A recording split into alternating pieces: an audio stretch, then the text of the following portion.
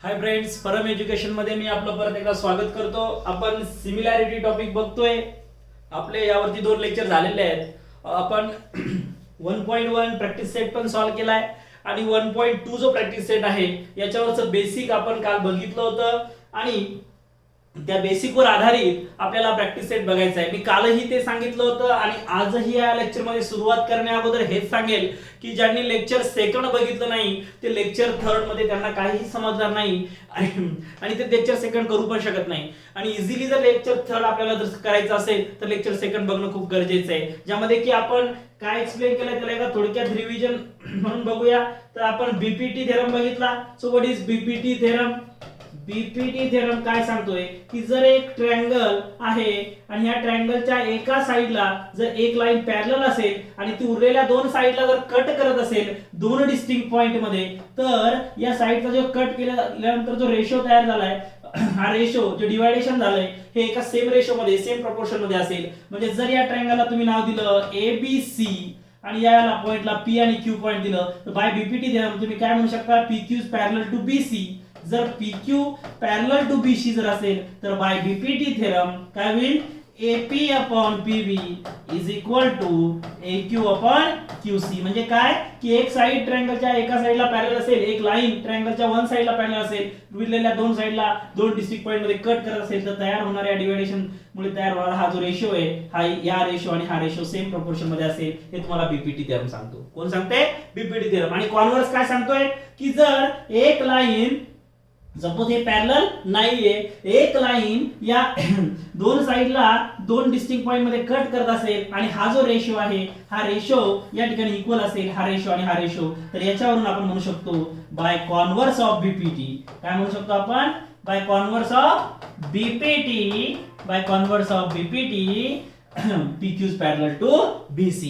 म्हणजे जर पॅरलल असेल तर हा रेशो सेम म्हणू शकतो बीपीटी नुसार, आणि जर हा रेशो सेम असेल तर ही लाईन पॅरलल म्हणू शकतो कॉन्व्हर्स ऑफ बीपीटी नुसार. हे झालं बीपीटी आणि कॉन्व्हर्स ऑफ बीपीटी. त्यानंतर अँगल बायसेक्टर शिकलो आपण. आता अँगल बायसेक्टर म्हणजे काय? सपोज जर हा ट्रायंगल PQR असेल आणि या अँगल B चा हा जो रे आहे PM, हा PM रे बायसेक्टर असेल, बायसेक्ट म्हणजे इक्वली 2 भागांमध्ये डिवाइड करत असेल, तर त्या बायसेक्टरने जे अपोजिट साइडला कट केलंय हा डिवायडेशनचा रेशो आणि ह्या रिमेनिंग 2 साइडचा रेशो काय असेल? सेम असेल. म्हणजे काय PQ अपॉन QR हा PQ आणि PR ह्या उरलेल्या 2 साइडचा रेशो या डिवायडेशन मध्ये तयार होणारा QM अपॉन MR एवढा असेल. हे तुम्हाला सांगते अँगल बायसेक्टर प्रॉपर्टी. कोण सांगताय? Angle bisector property. Angle bisector property सांगते काय की या पी अँगलच्या बायसेक्टरनं या अपोजिट साइडला जे रेशो म्हणजे डिवायडेशन 2 पार्ट मध्ये कट केलंय त्यांचा रेशो या रिमेनिंग 2 साइडच्या रेशो एवढा असेल. म्हणजे काय PQ upon QR is equal to QM upon MR. कसं घ्यावं लागेल? जर सुरुवात तुम्ही इकडनं केली तर असंच जायचं, PQ अपॉन PR जर घेतलं इकडनं सुद्धा QM अपॉन MR घ्यायचं. जर तुम्ही इकडे PR अपॉन PQ घेतलं तर इकडून तुम्हाला MR अपॉन QM असं यावं लागेल. अशा पद्धतीने हा झाला अँगल बायसेक्टर प्रॉपर्टी. याचा कॉन्व्हर्स म्हणजे काय की जर एक लाईन या ठिकाणी या साइडला कट करत असेल आणि हा रेशो जर सेम असेल तर by converse of angle bisector theorem आपण म्हणू शकतो की हा रे PM हा अँगल P चा बायसेक्टर आहे. याच्या कॉन्व्हर्स उलट. त्यानंतर आपण 3 पॅरलल लाईनच्या शिकलोय. Property of 3 parallel line and transversal काय म्हणते की सपोज जर या 1, 2 आणि 3 या लाईन एकमेकांना पॅरलल असेल, मोठे काढतो थोडंसं त्यावर कळेल. ठीक आहे काय की सपोज 3 पॅरलल लाईन आहे, सपोज ही 1, ही दुसरी सेकंड आणि ही तिसरी थर्ड.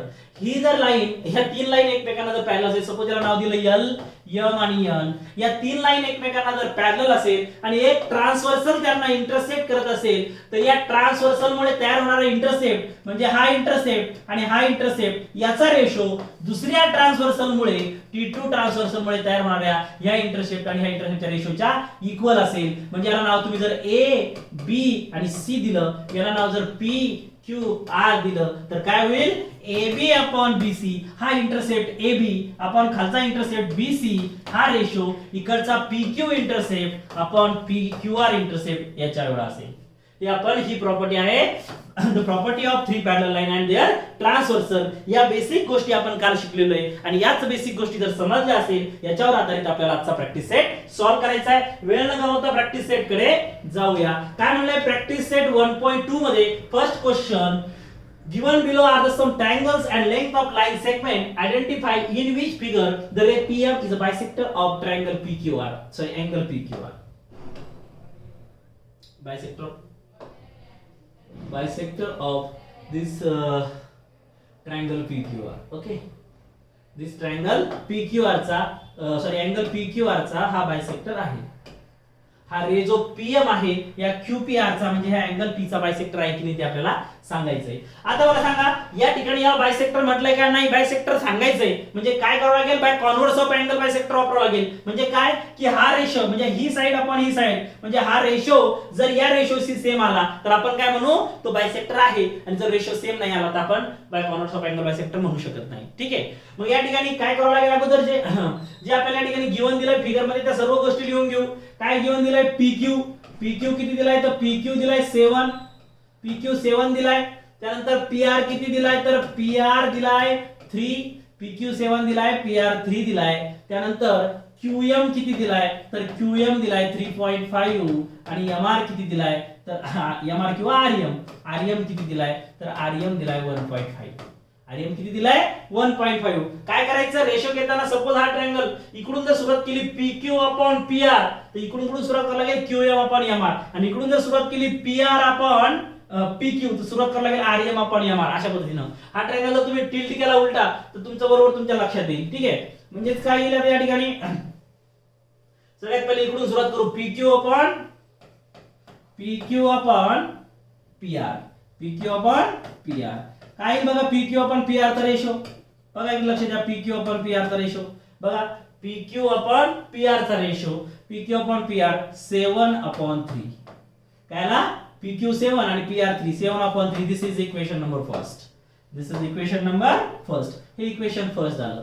आता इकडे सुरुवात PQ पासून म्हणजे इकडून केली होती म्हणजे खालची सुरुवात पण इकडून करावी लागेल QM अपॉन MR पासून. मग काय होईल QM अपॉन RM किती येईल 3.5 अपॉन 1.5 3.5 अपॉन 1.5 काळजीपूर्वक लक्ष द्या.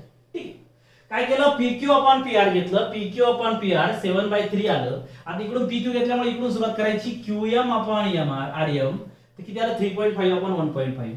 आता दोन्ही रेशो जर सेम आले तर काय म्हणणार आपण अँगल बायसेक्टर आहे आणि जर नाही आले तर अँगल बायसेक्टर नाही. आता बऱ्याच जणांना वाटतं सेम नाहीये परंतु लक्ष द्या या 7 चा हाफ जर केला 7 ने जर 2 ला डिवाइड केलं तर 7/2 किती येतं 3.5 किती येतं 3.5 आणि जर 3 ला 2 ने डिवाइड केलं 3 चा हाफ जर केलं तर 1.5 काय येतं 1.5. मग जर याला 2 ने मल्टिप्लाय केलं या QM अपॉन RM ला QM upon RM is equal to 3.5 multiplied by 2 and 1.5 multiplied by 2 काय होईल 3.5 चा 2 चा 7 आणि 1.5 चा 3 हे होईल equation second.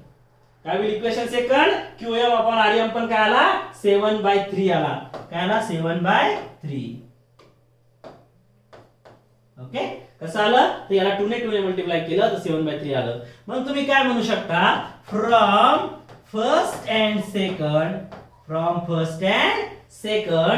PQ upon PR is equal to QM upon MR किंवा QM upon RM हा रेशो दोघांचा सेम झाला. PQ upon PR is equal to QM upon RM आणि जर हा रेशो सेम आला तर आपल्याला काय सांगते by converse of angle bisector by converse of काय म्हणणार इकडे from converse of angle bisector property by converse of angle bisector property of triangle by converse of angle bisector property of triangle ray PM is angle bisector of angle QPR that is the solution काय की हे दोन ratio equal आले तर converse of angle bisector property of triangle हा जो PM रे आहे तो या QPR अँगलचा अँगल बायसेक्टर आहे हे आपण या ठिकाणी सांगितलंय. अशा पद्धतीने आपल्याला याला सॉल्व्ह करायचे. आता याच्यावरती आणखी असे दोन प्रॉब्लेम आहेत, ते सुद्धा असे सॉल्व्ह करायचे. अतिशय सिंपल आहे. याला काल बेसिक कळालं, त्याला या गोष्टी कळायला वेळ लागणार नाही. ठीक आहे. आता पुढच्या प्रॉब्लेम मध्ये आणखी प्रॅक्टिस होऊन जाईल. पुढच्या प्रॉब्लेम या सेकंड आणि थर्ड प्रॉब्लेम कडे लक्ष द्या. बघा आता या ठिकाणी सेकंड प्रॉब्लेमला सॉल्व्ह करायचे. आता काय करायचं, रेशो. ठीक आहे. आता काय करावं लागेल, PR अपॉन PQ किंवा PQ अपॉन PR जसंही घ्या. सपोज आपण घेऊ PR अपॉन PQ घेऊ. सो PR अपॉन PQ काय येईल, PR अपॉन PQ. तर PR आहे 7, PR काय आहे 7 आणि PQ आहे 10. That is equation first. Equation first काय आलं, PR अपॉन PQ 7/10 आलं. आता सेकंड घेऊ. ठीक आहे. आता PR अपॉन PQ घेतलं तर इकडून काय करावं लागेल, RM अपॉन MQ. काय घ्यावं लागेल, RM upon MQ. RM upon MQ घ्यावं लागेल, कारण इकडून सुरुवात केली म्हणजे इकडूनच खाली यावं लागेल. काय होईल, 6/8. 6/8 6/8 म्हणजे काय होईल, याला कट जरी केलं तुम्ही तर काय येईल, 3 2 6 आणि 4 2 8 3/4 येईल. काय येईल, 3/4. आता पहिल्यासारखं याला हाफ जरी केलं तर 1.5 आणि 2 येईल. याला डबल जरी केलं तर 6 आणि 8 येईल. बरोबर आहे. याला ट्रिपल जरी केलं तरी 3 3 9 आणि 4 3 12 येईल. याला 2.5 ने जरी मल्टिप्लाय केलं तर 3 2 6 आणि ते 7.5 येईल. म्हणजे याला हा रेशो येतच नाही. याला कशाही पद्धतीने मल्टिप्लाय करून पहा, डिव्हायडेशन करून पहा, हा रेशो येणार नाही. सो तुम्ही काय म्हणणार, from first and second. From first and second ray PM is not angle bisector, not angle bisector of angle QPR. Angle QPR म्हणजे काय की हा जो PM रे आहे तो या अँगल QPR नाही सर, हा QPR, या QPR अँगलचा म्हणजे या P अँगलचा रे PM हा बायसेक्टर नाहीये. Is not bisector of angle QPR. कशावरून, कारण दोन्हीचा रेशो या ठिकाणी सेम येत नाहीये. सिंपल गोष्ट आहे. फक्त काय करायचं आहे, रेशो बघायचा आहे. ज्याला काल अँगल बायसेक्टर प्रॉपर्टी त्याचा कॉन्व्हर्स समजला त्यांना या गोष्टी लक्षात येतील.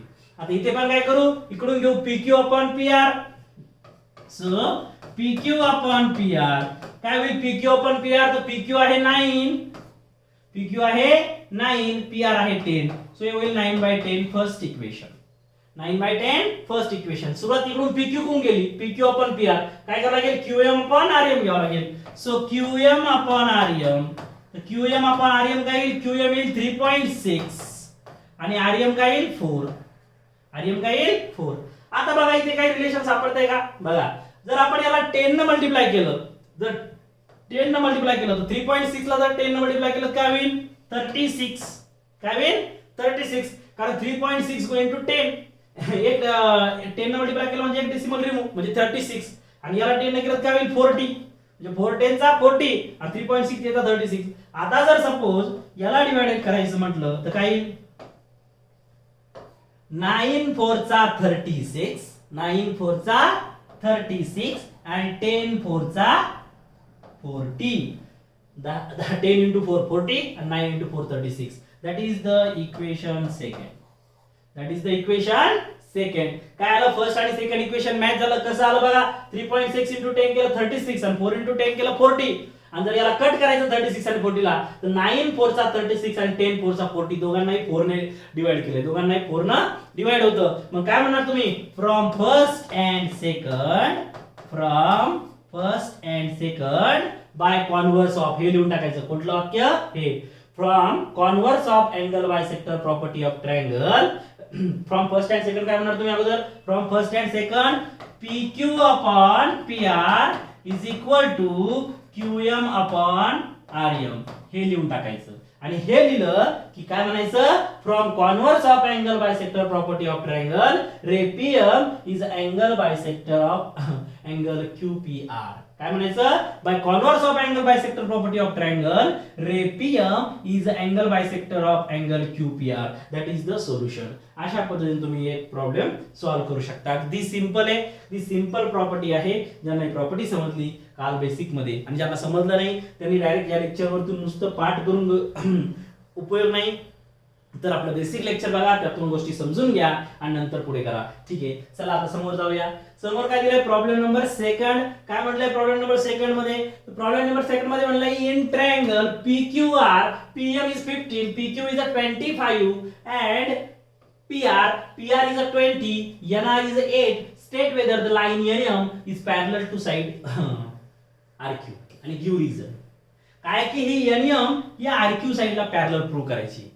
लक्षात आलं असेल, कालच्या लेक्चर मध्ये पण लक्षात आलं असेल, ज्यांनी आत्ताच माझं फर्स्ट जी स्लाइड ते मी समजून सांगितलं तिथे पण लक्षात आलं असेल की जर ही साइड पॅरलल सांगितली, ही साइड तर या साइडला पॅरलल सांगितली, तर PN अपॉन NR आणि PM अपॉन MQ हा रेशो काय असतो, इक्वल बाय BPD थेरम. आणि जर ही लाईन जर तुमची पॅरलल नसेल तर हा रेशो इक्वल दाखवून बाय कॉन्व्हर्स ऑफ BPD आपण काय म्हणू शकतो, ही साइड याला पॅरलल आहे. मग या ठिकाणी काय करू, अगोदर सर्व या ठिकाणी व्हॅल्यूज दिल्यात.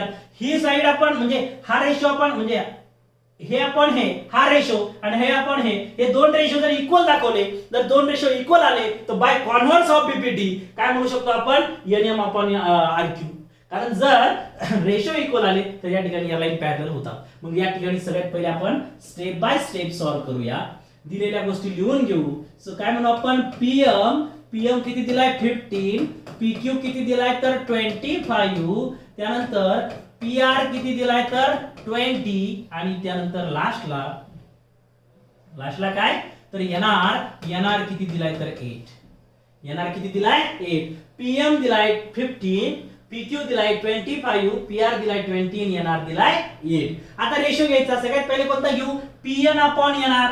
कोणता रेशो घ्यायचा, PN अपॉन NR. बघा PN अपॉन NR हा जर रेशो घेतला, PM किती आहे 15, PM 15 आहे आणि NR किती आहे 8, 15 अपॉन 8 दॅट इज अ ठीक आहे इक्वेशन फर्स्ट. याला काय म्हणू, इक्वेशन फर्स्ट म्हणू. आलं लक्षात, ओके. आणि त्यानंतर सेकंड आता कोणता रेशो घ्यायचा, PM upon MQ. So PM upon MQ हा दुसरा रेशो घेऊ. सो PM अपॉन MQ काय होईल, PM अपॉन MQ. PM किती दिला ऑलरेडी 15, PM 15 आहे. PM एक मिनिट थोडंसं मिस्टेक या ठिकाणी होते. आपल्याला PN गिवन नाही दिलेलं आहे, PM दिलाय. काय दिलेलं आपल्याला, जे जे दिले त्या ठिकाणी सर्व पहिले लिहून घेतो. PM दिला आपल्याला, PM हा 15 दिला. त्यानंतर MQ नाही आपल्याकडे डायरेक्ट PQ आहे. PQ 25. जर हा इथपर्यंत PQ 25 असेल आणि हा जर 15 असेल तर हा टोटल 25 असल्यामुळे हा तुमचा MQ काय झाला 10. एवढा काळजीपूर्वक लक्ष द्यायचा. एवढीशी थोडीशी मिस्टेक. आता 2 मार्क साठी अशा पद्धतीचा प्रॉब्लेम तुम्हाला एक्झाम मध्ये येऊ शकतो. आणि बऱ्याच वेळेस BPT थेरम वरती 2 मार्काचा क्वेश्चन पाठीमागच्या एक्झाम जर बघितल्यात बऱ्याच वेळेस विचारलेला आहे. याच्या अगोदरचा हा जो अँगल बाय सेक्टरवरच्या गोष्टी होत्या याच्यावरती सुद्धा क्वेश्चन 2 मार्क साठी विचारला गेलेला आहे. खूप वेळा बहुतांश पेपर मध्ये विचारला गेलेला आहे, पण ते काळजीपूर्वक करायचं. आता मी या ठिकाणी डायरेक्ट PN घेतो, पण PN या ठिकाणी ऑलरेडी गिवन दिलेलंच नाहीये. त्या ठिकाणी PM ला बी PN थोडीशी या ठिकाणी ह्युमन एरर म्हणता येईल त्या पद्धतीनं झालं. पण लक्षात द्यायचं, चुकवायचं नाही. हा PQ टोटल 25 दिलाय आणि हा PM 15 दिलाय, तर हा उरलेला MQ किती असेल 10. 15 + 10 25. त्यानंतर काय दिलं आपल्याला, NR दिला 8. हा NR 8 आहे. NR किती आहे तर 8 आहे. हा NR झाला 8 आणि त्यानंतर आपल्याला PN पाहिजे. PN दिलेलं नाही. काय दिलेलं टोटल PR किती होईल तर टोटल PR आहे तुमचा 20. PR किती आहे 20 आणि NR जर 8 असेल तर तुमचा उरलेला PN किती असेल 12 असेल.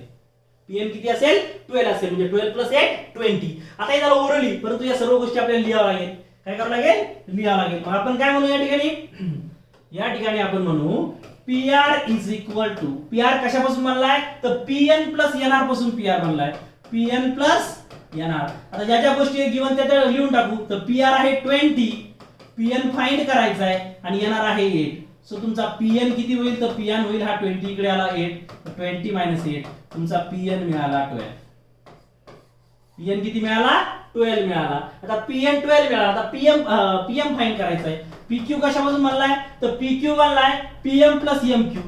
PM + MQ okay. PM + MQ याच्यापासून बनलाय PQ. PQ किती दिलाय टोटल, PQ दिलाय 25. PQ 25. PM किती दिलाय तर PM दिलाय 15. फाइंड करायचा MQ. आता हा +15 आला तर काय होईल -15. सो MQ काय होईल 25 - 15. So we got MQ is equal to 10. MQ काय मिळाला 10. आता या गोष्टी फाइंड केल्या. आता या ठिकाणी रेशोज घेऊ. आता काय घ्यायचे रेशोज. अगोदर या सर्व साइड्स फाइंड करून घेतल्या. ज्या ओरली ते फाइंड झाले ते फक्त या ठिकाणी लिहून घेतलं. आता रेशो घेऊ. काय रेशो घ्यायचं सगळ्यात पहिले Pn upon NR. So Pn upon NR किती आला Pn अपॉन NR. तर Pn किती तुमचा 12. Pn आला 12 हे Pn 12 आला आणि NR किती तर 8. NR किती आला 8 आला. NR 8. चला कॅल्क्युलेशन करूया. आता काय होईल आता बघा 2 4 चा 8 बरोबर आहे. 2 4 चा 8 आणि 3 4 चा 12. 2 4 चा 8 आणि 3 4 चा 12. 2 4 चा 8 आणि 3 4 चा 12. 3/2 इक्वेशन फर्स्ट. काय आलं 3/2 कारण 3 × 4 12 आणि 2 × 4 8 म्हणजे 4 ने कट झाले दोन्ही बी बरोबर आहे.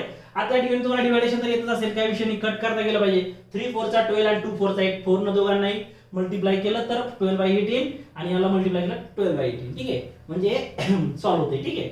आता बघा हे झालं Pn अपॉन NR. आता कोणता रेशो घ्यायचा Pm upon MQ. Pm upon MQ काय आलं Pm अपॉन MQ. Pm किती आलं तुमचा 15. Pm आहे 15 आणि MQ किती आहे तर 10. MQ 10 निघाला या ठिकाणी. आता याला पण कट करू. बघा काय होईल तर या ठिकाणी होईल 3 5 चा 15 आणि 2 5 चा 10. That is equation second. जमलंय. 3 5 चा 15 2 5 चा 10 दोघांनाही 5 न कट झालं. 5 3 15 आणि 2 10. 2 5 चा 10 3 5 चा 15 दोन्ही ठिकाणी 3/3/2 रेशो आला. म्हणजे फ्रॉम फर्स्ट अँड सेकंड या दोन साइड काय झालं equal. From first and second काय म्हणू शकता तुम्ही Pn upon NR is equal to Pm upon MQ.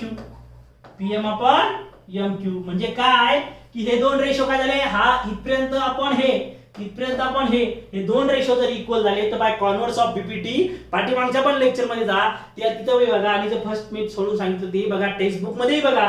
Converse of BPT काय सांगतो की हा Pn अपॉन NR हा ratio is equal to Pm upon MQ हा रेशो जर इक्वल असेल तर बाय कॉन्व्हर्स ऑफ बीपीटी ही जी NM लाईन आहे ती RQ ला काय असेल पॅरलल असेल. सो काय म्हणणार तुम्ही therefore by converse of BPT म्हणजे बेसिक प्रोपोर्शनॅलिटी थिअरमचा कॉन्व्हर्स काय म्हणणार तुम्ही NM is parallel to side RQ. NM is parallel to side RQ आणि अशा पद्धतीने तुम्हाला हे प्रूव्ह करायचं होतं. Hence prove NM is parallel to side RQ. अशा पद्धतीने NM साइड ही RQ साइडला काय झाली पॅरलल झाली हे आपलं प्रूव्ह झालंय. अशा पद्धतीने आपण हे करू शकतो. काय केलं आपण अगोदर या ठिकाणी या सर्व साइड्सच्या व्हॅल्यू फाइंड करून घेतल्या. हे दोन रेशो इक्वल दाखवले. जर दोन रेशो इक्वल आले तर कॉन्व्हर्स ऑफ बीपीटी नुसार ही साइड या साइडला पॅरलल आहे असं आपण म्हणू शकतो. एकदम इझी आहे. ठीक आहे. फक्त बेसिक कन्सेप्ट माहित पाहिजे. चला नेक्स्ट प्रॉब्लेम बघूया. काय म्हटलंय नेक्स्ट प्रॉब्लेम मध्ये इन ट्रायंगल MNP ट्रायंगल मध्ये MQ is a bisector of angle N. आता या ठिकाणी ऑलरेडी काय म्हटलं बायसेक्टर आहे. हे बघा बायसेक्टर आहे. हा जो NQ आहे तो ह्या MNP म्हणजे अँगल N चा काय तो बायसेक्टर आहे. अँगल N चा MN दिलाय 5. बघा MN कुठे हा MN 5 दिलाय. PN दिलाय 7. कुठे PN हा PN दिलाय 7. MQ हा MQ दिलाय 2.5 आणि हा PQ आपल्याला फाइंड करायचा आहे. हा PQ काय करायचं आपल्याला QP फाइंड करायचंय. आता अँगल बायसेक्टर म्हणल्यावर डायरेक्ट अँगल बायसेक्टर प्रॉपर्टी वापरू शकतो. जर या ठिकाणी हा NQ जर या अँगल N चा बायसेक्टर असेल तर अँगल बायसेक्टर प्रॉपर्टी काय होईल MN upon NP is equal to MQ upon QB by angle bisector property. काय सांगतो जर हा NQ याचा बायसेक्टर असेल तर याने अपोजिट साइडला कट केलेला हा रेशो रिमेन टू साइडचा रेशो एवढा असतो. ही आपल्याला अँगल बायसेक्टर प्रॉपर्टी सांगते. मग काय म्हणणार तुम्ही या ठिकाणी ऑलरेडी जे गिवन दिले ते लिहून घेऊ. काय म्हणू आपण या ठिकाणी MN किती दिलाय तर MN दिलाय 5. PN किती दिलाय तर PN दिलाय 7.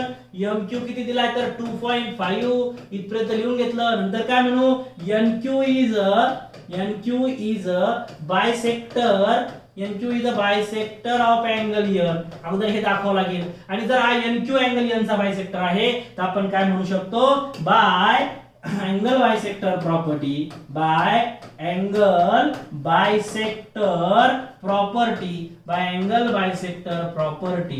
अँगल बायसेक्टर प्रॉपर्टी नुसार काय होईल, तर रेशो कोणता, तर इकडून सुरुवात केली ती इकडून करावं लागेल, वरतून केली तर वरून यावं लागेल. मग एनएम पासून करू. So NM upon NP, NM upon NP. NM म्हणजे काय, एमएन. वरती नाव एमएन दिले म्हणून याला एमएन लिहा. काय लिहा, एमएन. सो एमएन, ठीक आहे, MN upon NP is equal to MN upon NP is equal to MQ, MQ upon QP, MQ upon QP. इकडून सुरुवात वरतून केली म्हणून इकडून पण वरतूनच करावं लागेल. या ठिकाणी MN upon NP is equal to MQ upon QP. आता सर्व व्हॅल्यूज या ठिकाणी पुट करून देऊ. द्या लक्षात आहे या ठिकाणी. आता एमएन किती दिला, ऑलरेडी 5. सो एमएन च्या ठिकाणी 5. एनपी किती दिला, एनपी म्हणजे पीएन, पीएन 7. एनपी म्हणजे पीएन, ठीक आहे. याला एनपी पीएन लिहू याला, ठीक आहे. जे दिवन दिलंय तेच लिहू, म्हणजे कसं तुम्हाला कन्फ्युजन होणार नाही, ठीक आहे. हे बघा, MN upon PN, MQ upon QP, ठीक आहे. आता पीएन किती दिलाय, 7. तर पीएन च्या ठिकाणी 7 लिहू, ठीक आहे. व्हाईट मध्ये घेऊ घ्या, ठीक आहे, चालतं, ठीक आहे. तर आता सर्व व्हॅल्यूज या ठिकाणी पुट करायच्या. एमएन 5 तर 5, पीएन आहे 5, पीएन आहे 7 तर अपॉन 7. त्यानंतर एमक्यू, एमक्यू आहे 2.5 तर 2.5 आणि क्यूपी या ठिकाणी ऍज इट इज, क्यूपी या ठिकाणी ऍज इट इज. आता क्रॉस मल्टिप्लिकेशन, हा क्यूपी कडे जाईल 5 कडे, म्हणजे काय होईल, 5 इंटू क्यूपी, 5 इंटू क्यूपी होईल. 5 into QP is equal to 2.5 into 7, 2.5 into 7. याला म्हणतात क्रॉस मल्टिप्लिकेशन. काय म्हणतात, क्रॉस मल्टिप्लिकेशन. हे क्रॉस मल्टिप्लिकेशन आहे. 5 इंटू क्यूपी आणि 2.5 इंटू 7, हा इकडे दोघांचं क्रॉस मल्टिप्लिकेशन केलं. आता हा मल्टिप्लायचा 5 कुठे जात असतो, इकडे डिवाइडला जात असतो. So QP is equal to काय होईल, 2.5 इंटू 7 डिवाइडेड बाय 5, कारण हा मल्टिप्लायचा 5 गेला डिवाइडला. आता परत लक्ष द्या इकडे, बरोबर. क्यूपी काय झालं, क्यूपी इज इक्वल टू मल्टिप्लायचा 5 डिवाइडला गेला या 2.5 याचा. आता बघा 2.5 इंटू 2 काय होत असते, 5, कारण 5 चा हाफ काय आहे 2.5. मग 2.5 इथे किती येईल 2, कारण 2.5 ने 5 ला डिवाइड केला 2 येतं. सो या ठिकाणी राहील 1. 2.5 चा 2.5 आणि 2.5 चा 5, मग या ठिकाणी 2 ने कट झालं. So QP is equal to काय होईल, QP is equal to 7/2. So therefore we got, आता 7/2 चा 2 म्हणजे काय होईल, 7 चा half 2, 3.5. So therefore we got QP is equal to 3.5 and that is the complete solution. QP किती आला तुमचा, 3.5. हा क्यूपी तुमचा येतो 3.5. अशा पद्धतीने अँगल बायसेक्टर प्रॉपर्टी वापरून तुम्ही हा प्रॉब्लेम सॉल्व्ह करू शकता, ठीक आहे. कॅल्क्युलेशन अगदी सिंपल आहे. 2.5 चा 5 आणि 7/2 3.5. अशा पद्धतीने क्यूपी ची व्हॅल्यू आपल्याला अँगल बायसेक्टर प्रॉपर्टी वापरून सॉल्व्ह करता येते. ज्याला अँगल बायसेक्टर प्रॉपर्टीज माहित नाही त्याला हा प्रॉब्लेम अतिशय अवघड वाटेल. आणि ज्यांना माहिती आहे की अँगल बायसेक्टर प्रॉपर्टी म्हणजे काय, की हा एनक्यू जर या अँगल एनचा बायसेक्टर असेल तर तो या समोरची जी अपोजिट साइड आहे याचा जो रेशो आहे तो रेशो आणि रिमेनिंग साइडचा रेशो काय असेल, सेम असेल. याला अँगल बायसेक्टर प्रॉपर्टी म्हणतात. चला वेळ न घालवता पुढचा प्रॉब्लेम बघूया. काय पुढच्या प्रॉब्लेम मध्ये काय म्हटलंय की measure of some angles are finger in the given. त्यामध्ये काही अँगल्स गिवन दिलेत आणि प्रूव्ह करायचंय एपी अपॉन पीबी, म्हणजे AP upon PB.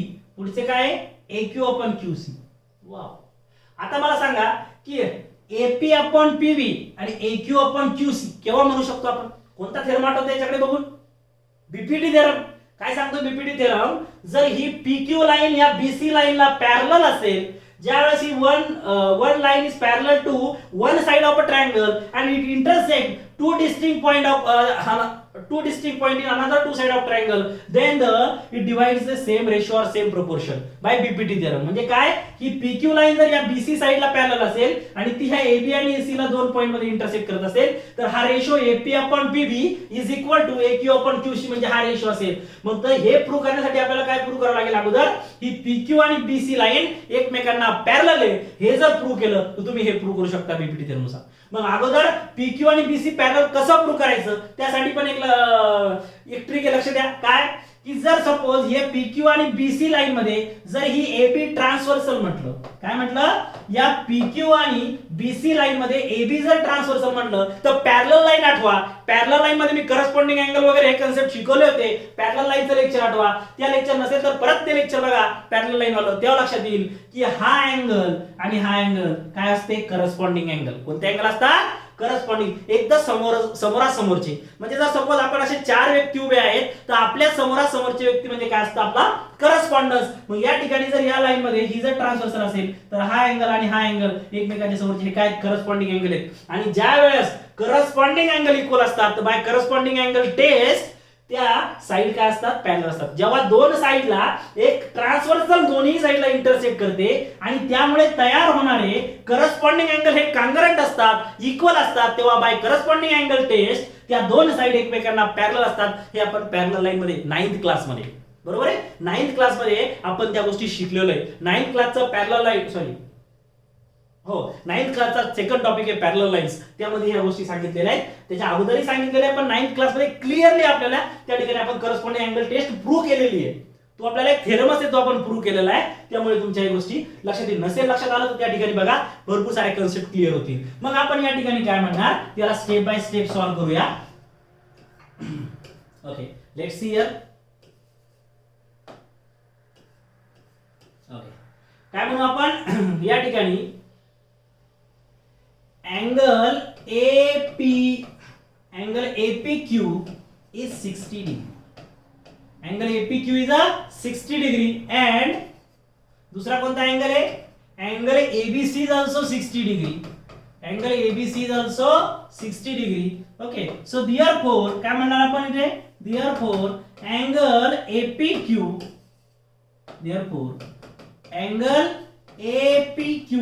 is equal to angle ABC बरोबर is equal to 60 degree. हे 60 डिग्री असल्यामुळे दोन्ही काय झाले इक्वल झाले. सो या ठिकाणी आपण काय म्हणणार की PQ is parallel to काय म्हणणार तुम्ही direct PQ is parallel to BC आणि रिजन या ठिकाणी अत्यंत महत्त्वाचं रिजन लिहावं लागेल. काय लिहावं लागेल corresponding angle test. Corresponding angle test आणि हे सुद्धा लिहावं लागेल की AB इज अ ट्रान्सव्हर्सल. जर AB ट्रान्सव्हर्सल ज्यावेळेस झाली त्यावेळेस बाय करस्पॉन्डिंग अँगल टेस्ट नुसार तुम्ही काय म्हणू शकता PQ is parallel to BC. PQ आणि BC एकमेकांना पॅरलल आहे. ज्या वेळेस दोन लाईनला एक ट्रान्सव्हर्सल इंटरसेक्ट करते तेव्हा तयार होणारे करस्पॉन्डिंग अँगल हे जर काँग्रंट असतील इक्वल असतील तेव्हा त्या दोन लाईन एकमेकांना पॅरलल असतात. हे करस्पॉन्डिंग अँगल टेस्ट सांगते. हे आपण शिकलेलो आहे. करस्पॉन्डिंग अँगल कसा की समोरासमोरचे अँगल. म्हणजे जर सपोज आपण चार व्यक्ती जर एकमेकांच्या म्हणजे उभे आहोत तर आपल्या समोर जो व्यक्ती येतो आता या ठिकाणी बघा इकडे हा आणि हा एकमेकांच्या समोरासमोर आहेत त्यामुळे याला करस्पॉन्डिंग अँगल म्हणतात. काय म्हणतात corresponding angle. AB is a transversal तेव्हा PQ is parallel to BC. आणि मला सांगा PQ जर BC ला पॅरलल झालं काय म्हणावे PQ is parallel to BC. So by BPT theorem, basic proportionality theorem.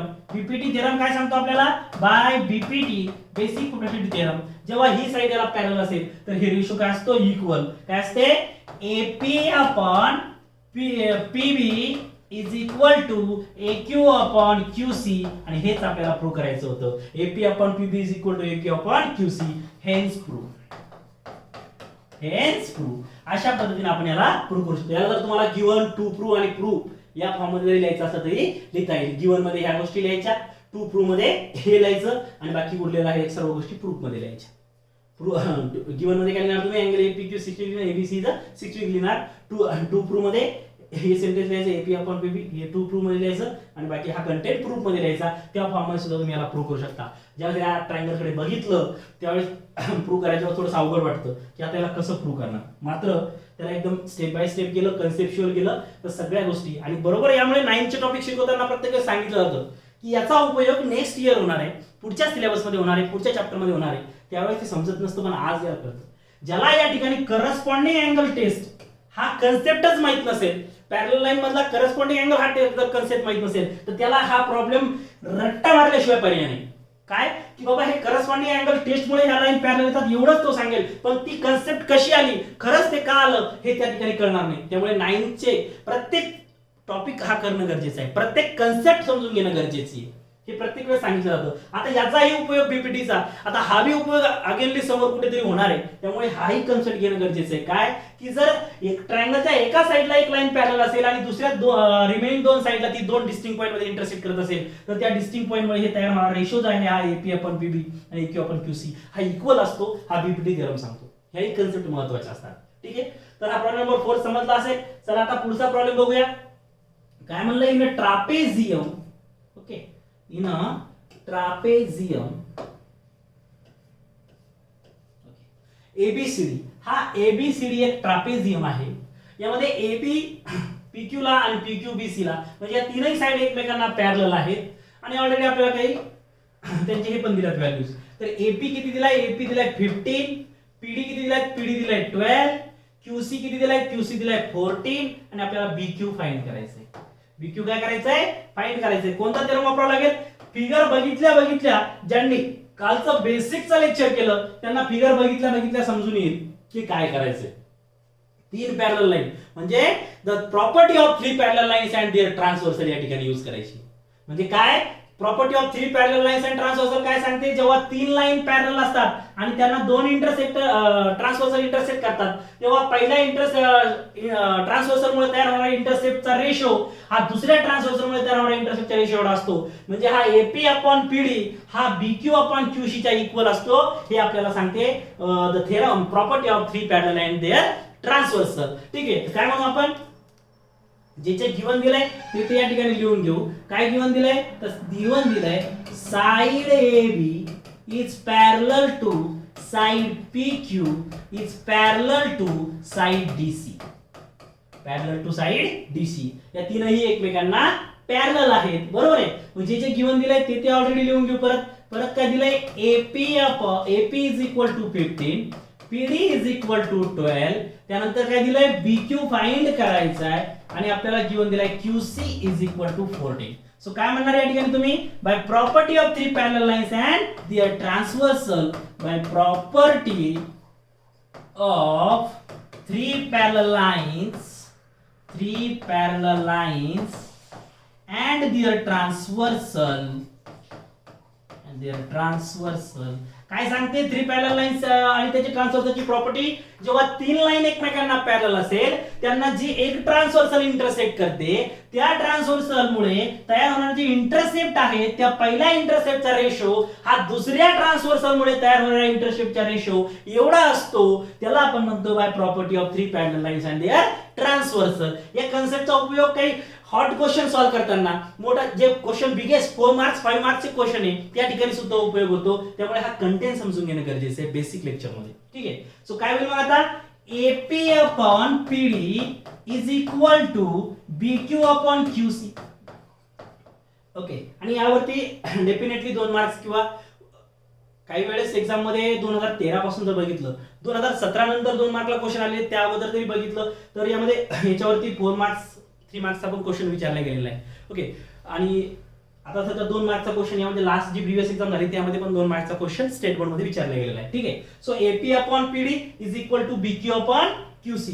तर AP काय, तर AP आहे 15, सो 15 अपॉन PD किती आहे, PD आहे 12, 15 अपॉन 12 इकडेच लिहितो. ठीक आहे, काय होईल, AP किती आहे तर 15, so 15 upon PD 12 is equal to BQ find करायचा आहे, so BQ as it is आणि QC किती आहे तर QC आहे 14. आता क्रॉस मल्टिप्लिकेशन म्हणजे 15 into 14 होईल आणि BQ into 12 होईल. सो हे काय होईल, 15 into 14 is equal to 12 BQ into 12. ठीक आहे, क्रॉस मल्टिप्लिकेशन केलं 15 into 14 आणि BQ into 12. आता काय होईल, हा मल्टिप्लायला असणारा 12 काय असतो, इकडच्या साईडला डिवाइडला येत असतो. सर हा इकडचा मल्टिप्लायचा 12 इकडे डिवाइडला येईल. सो हे काय होईल, 15 into 14 divided by 12 is equal to BQ होईल. आता याला कट करायचंय. आता या ठिकाणी काय होईल तर 4 3 चा 12 आणि 5 3 चा 15, 4 3 चा 12 आणि 5 3 चा 15 म्हणजे इक्वेशन काय होईल, BQ is equal to काय होईल 5 into 14 divided by 4 होईल. आता सपोज याला परत कट करायचं, या ठिकाणी कसं कट केलं कॅल्क्युलेशन लक्षात आलं पाहिजे. 4 3 चा 12 आणि 5 3 चा 15 दोघांनाही 3 3 ने कट झालं म्हणजे काय उरलं 5 × 14 आणि खाली 4 उरला. आता 4 ला पण कट करता येतं कसं 2 2 चा 4 काय म्हणता येईल त्याला 2 2 चा 4 बघा या ठिकाणी जे आले ते वरती लिहितो मी परत काय आलेलं आहे BQ is equal to 5 × 14 divided by 4. आता याला कसं कट करणार तर याला आपण म्हणणार की 2 7 चा 14 आणि 2 2 चा 4 सॉरी एक मिनिट काय म्हणणार आपण 7 2 चा 14 आणि 2 2 चा 4 म्हणजे 2 × 2 4 आणि 7 × 2 14 म्हणजे 2 ने कट झालं. काय झालंय 2 ने कट झालं म्हणजे BQ काय होईल आपला तर BQ होईल 7 5 चा 35 डिवायडेड बाय 2. 7 5 चा 35 डिवायडेड बाय 2 कसं आलं कॅल्क्युलेशन काळजीपूर्वक करायचं कारण सर्व गोष्टी व्यवस्थित करून कॅल्क्युलेशन मध्ये जर व्हॅल्यू चुकली तर त्या ठिकाणी फुल मार्क्स मिळत नाही आणि 2 मार्क्सचा जर क्वेश्चन असेल तर मार्कच मिळणार नाही.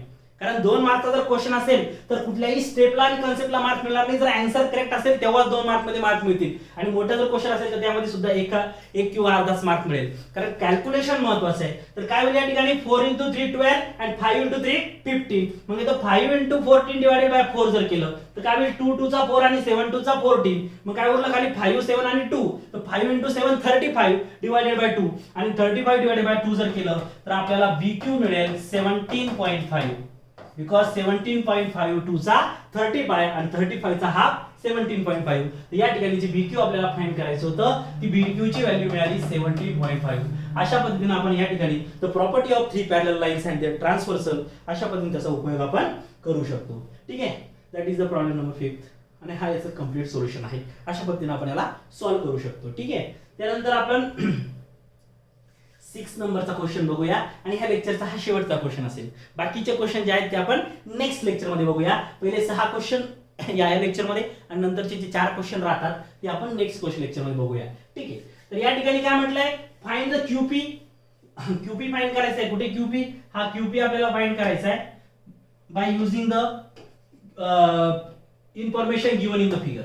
जी फिगर मध्ये गिवन दिले त्या इन्फॉर्मेशन नुसार QP फाइंड करायचा आहे. आता फिगर मध्ये काय दिलं याच्याकडे लक्ष द्यायचं.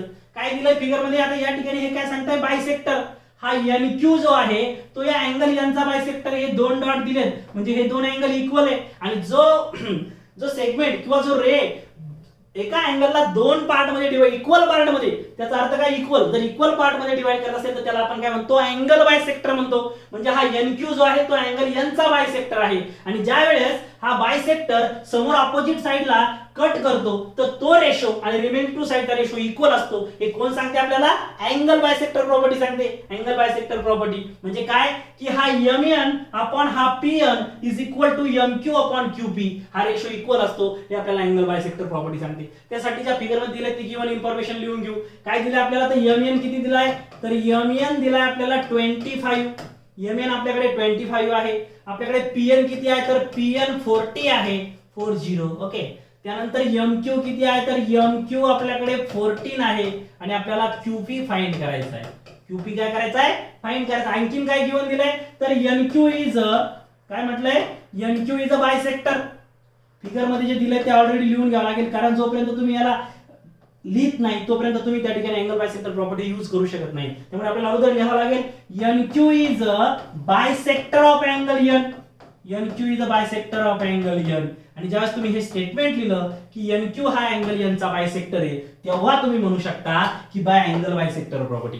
कारण जोपर्यंत तुम्ही त्याला बायसेक्टर सांगत नाही तोपर्यंत अँगल बायसेक्टर प्रॉपर्टी यूज करू शकत नाही. मग NQ is a bisector of angle N then by property of angle bisector of triangle by property of angle bisector property of angle bisector of triangle angle bisector of triangle काय म्हणता येईल जो ratio आहे इकडून सुरुवात केली तर वरती पण इकडून सुरुवात करावी लागेल. So MN upon PN is equal to MQ upon QP.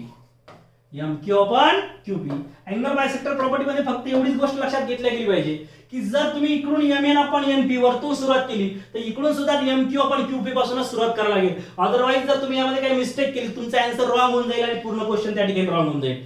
हीच कन्सेप्ट आहे की जर MN अपॉन PN घेतलं तर इकडून MQ अपॉन QP घ्यावं लागेल. आता सर्व व्हॅल्यूज पुट करून देऊ. MN किती आहे 25. सो MN च्या जागेवर 25 Pn किती आहे 40, Pn च्या जागेवर 40 इज इक्वल टू MQ किती आहे 14, MQ च्या जागेवर 14 आणि QP ॲज इट इज. आता हे कॅल्क्युलेशन सॉल्व्ह करायचं आहे. काय होईल? क्रॉस मल्टिप्लिकेशन होईल. बरोबर आहे. क्रॉस मल्टिप्लिकेशन म्हणजे काय? तर 25 इंटू QP होईल आणि 14 इंटू 40 होईल. सो हे काय येईल? 25 इंटू QP, 25 इंटू QP होईल. ठीक आहे. 25 into QP, 25 multiplied by QP is equal to, ठीक आहे, Q आहे हा, या ठिकाणी थोडंसं व्यवस्थित लिहितो. 25 into QP is equal to 14 into 40, 14 into 40. ठीक आहे, इथपर्यंत आलं. ओके, आता काय होणार? हा मल्टिप्लायचा 25 कुठे जाणार? तर डिवाइडला जाणार. सो हे काय होईल? QP is equal to 14 into 40 divided by 25 असं येईल. ठीक आहे. क्रॉस मल्टिप्लिकेशन केलं तर QP इंटू 25 14 इंटू 40 झालं. हा मल्टिप्लायचा 25 इकडे या साईडला आला तर डिवाइडला येतो. So 14 into 40 divide by 25. आता याला कट करायचं. कसं कट करणार? 5 5 चा 25 आणि 8 5 चा 40, म्हणजे 8 इंटू 5 40 आणि 5 इंटू 5 25, म्हणजे दोघांनाही 5 ने कट झालं. ठीक आहे. 5 ने डिवायडेशन केलं, 40 डिवाइडेड बाय 5 केलं तर 8 येईल आणि 25 डिवाइडेड बाय 5 केलं तर 5 येईल, म्हणजे डायरेक्टली दोघांना 5 ने कट झालं. ठीक आहे. आलं इथपर्यंत. सो 14 इंटू 8 डिवाइडेड बाय 5 आलं. So QP is equal to काय आलं? 14 into 8 divided by 5, divided by काय आलं? 5. आता काहीच कट होणार नाही, म्हणजे 14 इंटू 8 हे कॅल्क्युलेशन अगोदर करून घेऊ आणि नंतर मग आपण कट करू. ठीक आहे. 14 इंटू 8, बाकी आता सिम्प्लिफिकेशन होणार नाही, एकदम सिंपल, कुठल्याही टेबल मध्ये कुठलीच व्हॅल्यू दिसत नाही, त्यामुळे कट होणार नाही. मग काय करणार आपण? 14 इंटू 8 करून घेऊ. सो 14 मल्टिप्लाय बाय 8 किती होईल? 8 4 चा 32. ओके, या ठिकाणी 2 आणि कॅरी 3, 8 1 चा 8 आणि प्लस कॅरी 3, 8 प्लस 3 1, म्हणजे 112. So QP is equal to काय होईल? 112 divided by 5. QP is equal to काय होईल? 112 डिवाइडेड बाय 5. ठीक आहे. आता याला आपण कट करू. 5 ने कट होईल बघा, या ठिकाणी वरती करून दाखवतो. एकदम सिंपल कॅल्क्युलेशन. ठीक आहे. 112 डिवाइडेड बाय 5 काय होईल? लक्ष द्या. 5 2 चा 10, 5 2 चा 10, खाली उरला 1 आणि हा 2 ॲज इट इज. परत 5 2 चा 10, 5 2 चा 10, खाली परत किती उरला? 2, एक पॉइंट दिला आणि ते 0, तर 5 4 चा 20, म्हणजे 22.4. सो QP, देअरफॉर QP किती मिळाला? तर QP मिळाला 22.4. किती मिळाला QP? तर QP मिळते आपल्याला या ठिकाणी 22.4. ठीक आहे. Therefore QP is equal to 22.4. That is the correct answer. QP is equal to 22.4 आणि हे आन्सर आपल्याला मिळाले QP चं. QP is equal to 22.4. जर याला तुम्हाला तसं कॅल्क्युलेशन जमत नसेल तर तुम्ही असंही करू शकता. 112 डिवाइडेड बाय 5, 5 2 चा 10, 11 मधून 10 गेले, खाली उरला 1, वरतून घेतला 2, 5 2 चा परत 10, खाली उरला 2, या ठिकाणी 5 आणि 2 ला डिवाइड होत नाही म्हणून इथे दिला पॉइंट, इथे घेतला 0, 5 4 चा 20, खाली उरला 0. अशा पद्धतीने सुद्धा तुम्ही कॅल्क्युलेशन करू शकता. So answer is 22.4. That is the correct answer. आणि अशा पद्धतीने हे 6 क्वेश्चन होते.